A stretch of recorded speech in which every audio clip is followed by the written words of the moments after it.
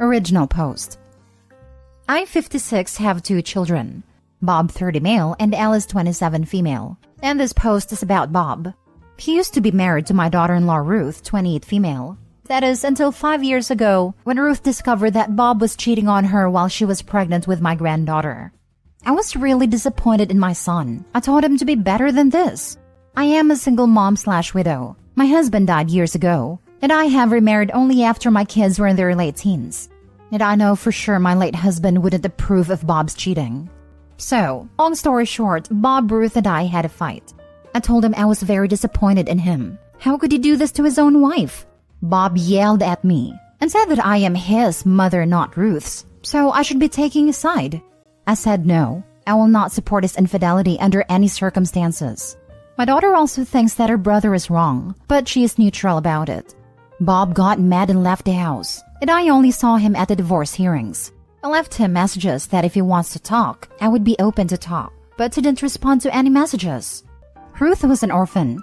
She didn't have anyone else, so she saw me as her mother. So even after the divorce, she would visit me and bring me some gifts like flowers or cookies. I never stopped her. Ruth also never stopped calling me mom even after her divorce, and I love spending time with her and my granddaughter. About 3 years ago, I set up Ruth with my friend Patty's son John. Patty and I have been close friends since childhood. She knew Ruth really well and loved her too, and it was her idea to set her son up with my daughter-in-law. Ruth and John totally hit it off, and John also became a good father figure to her daughter. Recently, John and Ruth got married, and Ruth wanted me to be there to walk her down the aisle. She told me she walked down the aisle alone when she married my son, but now she wants me to walk her down. I was happy for it, so I said yes. The news soon reached my son, and he called me to again yell at me that what I am doing is wrong. I shouldn't be talking to Ruth because she and him are divorced. He forbade me to go. I told him he was being irrational, that even if he's divorced, that doesn't mean I have to cut off Ruth, then remind him that it was his poor choice that led him to this. I didn't listen to my son and went to the wedding anyways. My son got the news and was angry that he kept cursing me that I'm a deadbeat mom who left her own son for a cheap woman. He called me a hypocrite that I didn't go to his wedding when he married his mistress but was gallivanting at Ruth's wedding. My husband is with me, but he says my son has a point while my daughter says otherwise. Was I wrong to go at her wedding? Now for the top comments before reading the updates.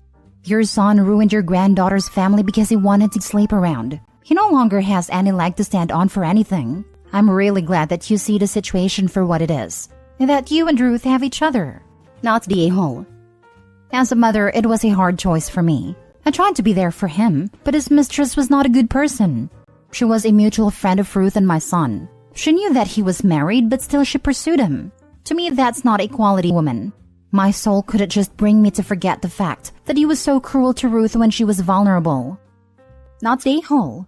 I can understand how not picking your child's side would make you feel like you did a wrong thing. Son sounds like a spoiled brat who's missing out on his child's life. Be there for your granddaughter and her mother.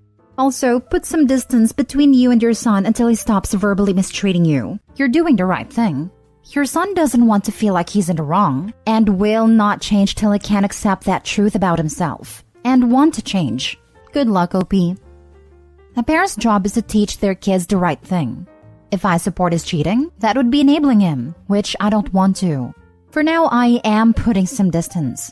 The last time I had any contact, I messaged him, "You should calm down first and then talk to me. I cannot have a conversation with you if you are acting like a child." You did right, but your son is too selfish to understand how failure he have been. That in fact married his mistress and continued insulting the mother of his child proves it. You have principles and values. Unfortunately, too many people decide to act like nothing happens. But you did not, and good for you. Remind him that his mistress with a ring or not will never be accepted, and you refuse to be there until he decides to wake up and be the man/father he is supposed to be. He only pays child support, and I have hardly seen him spending time with his daughter. I hear Ruth complain about him always making excuses, and he only got more involved when my granddaughter was becoming close to John. I love my son, but I just wish he would have some decency. Edit/update. My son has emailed me to meet him. I guess I will have to meet him now. Now for the full update. First of all, thank you for all your comments. Although I got some late comments calling me a bad mom and a failure, it was nice to see people supporting me. It gave me strength to know I was not making a bad decision. So now on to the update. Azan emailed me and said he wants to talk to me. I thought I should have a long conversation with him, so I agreed. But I made some ground rules. He is not allowed to criticize or call anyone any names like the last time and will be civil when I am talking. And he agreed. He came to my house yesterday at noon while my husband was off to work and my daughter was in her room. He sat down and there were moments of awkward silence. He asked me how I was and we had a small talk. I then asked him about his wife, and that's when he started to cry. Not ugly cry, just few tears, but I can tell he is not doing well. So I sat beside him and told him he can tell me. Then he tells me everything. He tells me that he is sorry for how he reacted, that he understands why I might be ashamed of him. He later tells me his marriage is not going well, that his wife is no way near as good as Ruth was. Ruth took care of all his needs and loved him, yet he treated Ruth like trash. And now he is constantly fighting with his new wife. He knew he messed up a lot, which he learned the last time he visited his daughter, and she kept referring John as her dad. Bob tried to make her say the word dad to him, and she screamed saying, "You are not my dad." He saw how much happy Ruth was with another man, and he realized what he has lost. I asked him, "Would you have missed Ruth if your wife did those same things for you like Ruth did?" He was silent. I further told him it seems to me that he only kept Ruth in his life because he used her to fulfill his needs. I explained to him about my relationship with his father. We were with each other, not because I fulfilled his needs.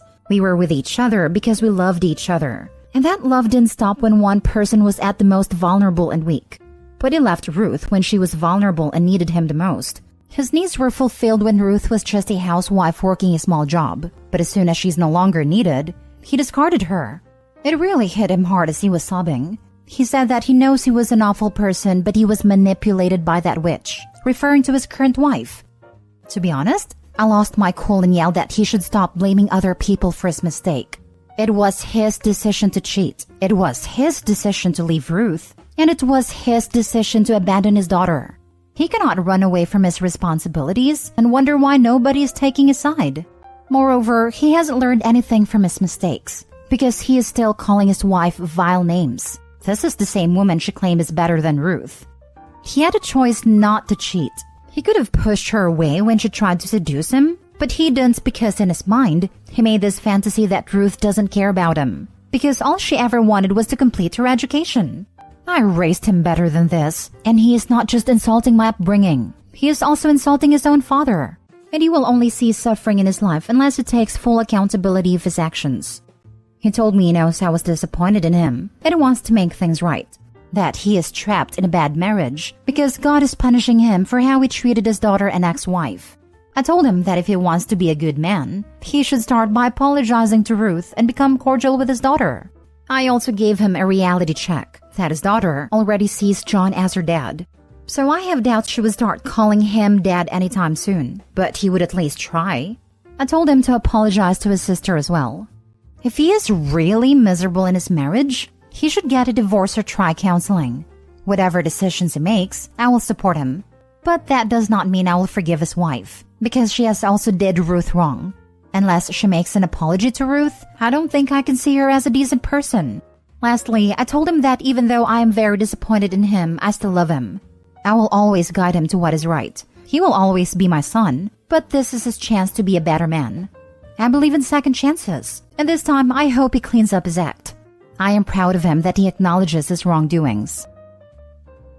You're a good mom and person. Sometimes it's impossible to outparent patriarchal entitlement. My husband is a wonderful, supportive, loving guy who takes on 50% of the mental load and doesn't think he's a hero for doing so, while his brother is divorced with 2 little ones and just sucks. No cheating, but definitely a similar mindset of only valuing women for how they're supporting him. Same parents. You know, sometimes you can give everything you have, yet the kids will turn bad. You can't predict everything. I'm glad Opie made a mature decision. Opie, do your son a favor. Get some therapy recommendations for him and hand him the list.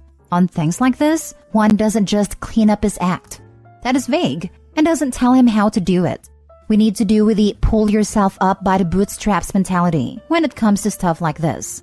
If he wants to do the work to improve his relationship with his daughter, he has to work on himself, though she can have two dads, frankly speaking. I told him he should get therapy. If he needs money for that, I will give it to him, but he does need therapy. About his daughter, I still have hope. Bob said he has tried to be there for his daughter, but his daughter still wants John as her dad. He has to start with baby steps. He can arrange the custody with Ruth, or simply make full use of his visitations. Despite the possible eureka moment, I have my doubts the son will actually try and make amends. Or if he does, it will be short-lived, as soon as he realizes how much effort is involved. For his daughter's sake, I hope I'm wrong. Daughter already has a good dad, and sounds better off with a bio dad at a distance. Last story. Am I the a-hole for refusing to help my mom now that her husband is sick, and throwing the past in her face when she pleaded with me? My mom and I, 25 female, have a contentious relationship. We have been mostly estranged for the last 7 years. I say mostly because she has made some effort to stay in touch, while I faded away. My dad died when I was 4. Mom and him were not married, but they were together. She leaned heavily on my dad's family for a couple of years. Then she moved us away so she could start a better life for us. After moving, she met John and married him. And since then, I was told more than once by John and my mom that John was now my father. And I was told to call him dad, refer to him as dad with others, and not to correct anyone who used the term dad/father. While I was to correct those who said he was my stepdad. I didn't want to do this, but I was punished. And John yelled at me multiple times for disrespecting his love. And I was berated and told he was stepping up to take me on as his daughter. And the least I could do is to respect him as a father. When my mom gave John children, it became very clear he never saw me as his. I was treated differently. I was not given the same anything. Yet the rules remained in place that I called John dad and would get punished for any instance of not. Mom always took his side, always backed him up, always agreed that he deserved some kind of respect for his stuff. I still have some bitterness over this. I didn't want John to be my father, but at the very least, if I'm going to be forced to address him as such, and to correct people who spoke the truth, I felt like I should have been treated better at least. But that didn't happen, and I moved out the day I turned 18 and stopped speaking to or seeing my mom and John. She would reach out. Sometimes I would read or listen to her speak, but I felt good not having them around. Now, John has been diagnosed with a neurological condition and my mom is caring for him. She asked me to come and help her, to help him, to help out their children. But I refused. She told me she needed me, they needed me, and that I'm their daughter. I told her I didn't care, I wouldn't help. And after everything they had done, they deserved nothing from me. I told her she failed me as a mother, and as far as I was concerned, they were already dead and buried, and nothing to do with me. She said I was being unfair, holding on to the past too much, and lacking in compassion. She tried to tell me to think of the good times. I told her she failed me. She forced me to say stuff I didn't want to say as a kid, in order to appease her husband who didn't treat me like his kid anyway. Now a family friend reached out after the disagreement, and told me I should be ashamed. And while they were imperfect back then, they are still my family. And that I piled on a woman who is doing the hardest job imaginable, which is caring for a sick loved one. Am I the a-hole? Now for the comments. Huge not the a-hole. Your mom and stepdad both failed you as parents. Both of them disrespected your memory of your father. Your stepdad forcing you to call him something he wasn't entitled to and didn't live up to. Your mom choosing him and his kids over you. I mean, the only parent you had left didn't want to protect you. Now she can live by her choice. That family friend can help her if she is so concerned. Because it turns out she is not your friend. Children are dependent on the grown-ups. So when people don't support their kids when they need it, they can't expect to get support when they get older. I wish you a great life and future. Did you ever reach out to your real father's family? Yes, I have them in my life again. They were around as much as they could be when I was a kid, but it was very, very infrequent. The ex forgets. The tree remembers. Well, not entirely. The ex remembers that it lost some sharpness. Go get an apology from John. Then cut contact. Tell them you'll get back in 15 or so years. That's how long they made you wait. Tell your family friend they should be ashamed for not caring for an abused kid. And they can go help the abusers. And then to get lost. Not the a-hole. You have nothing to be ashamed of. Not the a-hole, and tell the family friend to help your mother if they are so concerned. And ask where they were during her mistreatment. Not the a-hole. People tend to get very selective in their memories of how things happened when it suits their needs. And do they need you or your money? For 7 years, he decided he was no longer your father, and your mother made only a token effort to remain in contact. Now there is a need on their part for help. They've decided you are part of their family? You feel that your mother failed you, and that it wanted a title of a father without reciprocating and giving you what you needed as a daughter. Feel free to walk away with a clear conscience. People tend to get very selective in their memories of how things happened when it suits their needs. Yes, 100%. A lot of folks seem to think that abusers commonly forget what they did, just because they say they can't remember specific memories when they're confronted with them. Even if they truly can't recall a particular instance, that doesn't mean they've just forgotten that they were horrible in general. A family friend reached out after the disagreement and told me I should be ashamed, and while they were imperfect back then, they are still my family. There's imperfect and then there's abusive. That so-called friend is lucky they never had to learn the difference. Not the a-hole. Block them all. Enjoy being young and free. And join us here in r/raised by narcissists if you like.